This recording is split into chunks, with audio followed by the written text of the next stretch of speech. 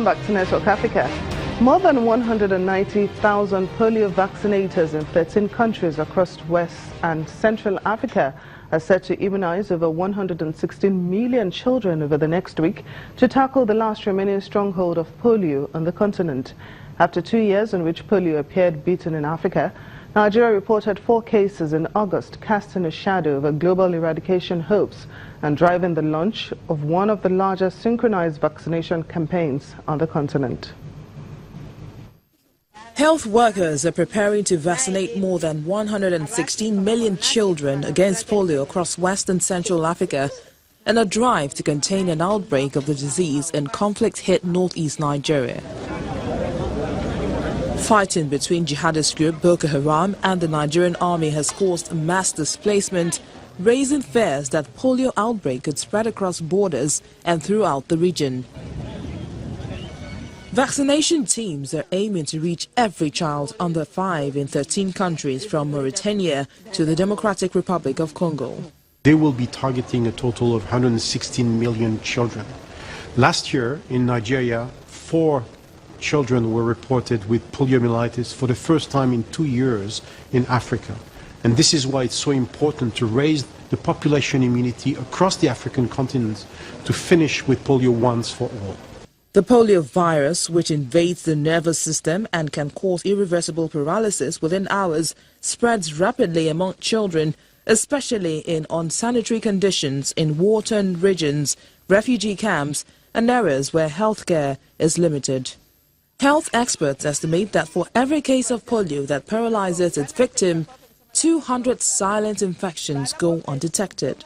These vaccination campaigns constitute one of the largest synchronized campaigns in history. A total of 190,000 vaccinators will be fanning out in 13 countries, going door to door to vaccinate every single under 5 child. We need to synchronize the campaigns and vaccinate all of the children at the same time so that the virus has nowhere to hide and we can end polio for good in Africa. The Global Polio Eradication Initiative, launched in 1988, originally aimed to end all polio transmission by 2000. While there has been a 99.9% reduction in cases worldwide since the GPEI launch, fighting the last 0.1% of polio has been far tougher than expected. The police have been deployed to the capital of the Democratic Republic of Congo, Kinshasa, after political talks on the country's future reached a deadlock. At daybreak, students of the Institute of Applied Technology burnt tires and pelted police vehicles with stones. The failed talks covered the implementation of a power-sharing agreement that was reached on New Year's Eve. It envisaged elections and offered President Joseph Kabila a peaceful exit after 17 years in power. The bishops who led the talks have withdrawn from the dialogue, saying they can no longer extend deadlines on details, such as the choice of a transitional prime minister. Their chairman, Aboton Shole, says politicians have been selfish, as they have failed to take into account the suffering of ordinary people. He did not, however, rule out a further mediation role for the Catholic Church.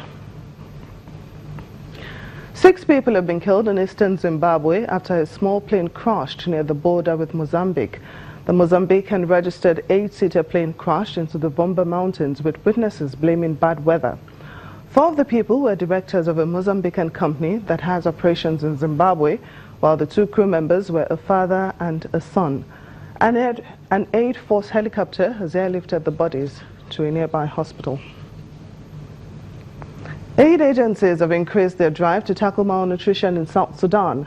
This comes after the United Nations declared a famine in some parts of the country where nearly half the population, some 5.5 million people, face food shortages.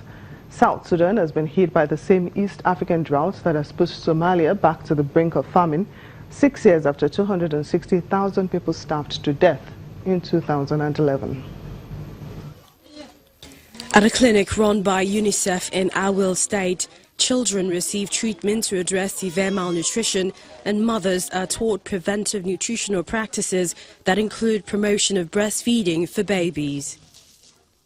According to the United Nations Children's Agency, UNICEF, children and their families are facing a hunger crisis at emergency and critical levels in Awil State in the country's northwest. The situation is extremely bad. if we don't do much enough to mitigate the situation, we will go to the catastrophe phase. So we don't want to reach that phase. Therefore, UNICEF and the implementing partners, we're working so hard to ensure that we mitigate the situation by scaling up our response in an integrated manner. Last month, the United Nations declared a famine in some parts of South Sudan, where nearly half the population, some 5.5 million people, face food shortages. The country is facing a deadly blend of conflict, economic hardship and poor rains. My child has not eaten since this morning. Now she is weak and I can feel it. I'm nervous. It is better for me to be hungry than my child. The drought has worsened the situation in the oil-rich country, which has been mired in civil war since President Salva Kiir sacked his deputy Riek Machar in 2013. The fighting has forced 3 million people to flee their homes, split much of the country along ethnic lines, and paralyzed agriculture.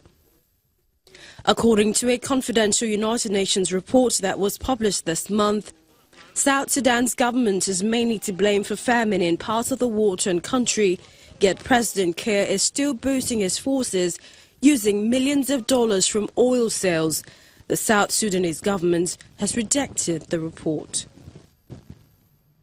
Children left behind by the Islamic State group now have a chance to reunite with their families across the Middle East, thanks to a new program sponsored by the International Red Crescent in cooperation with Libyan authorities. Around 50 children were rescued after Libyan forces loyal to the UN-backed government in Tripoli drove Islamic State militants from Sirte last year. Malnourished and traumatized, a group of children left behind by Islamic State militants now have a chance to reunite with their families in the Middle East through a program launched by the International Red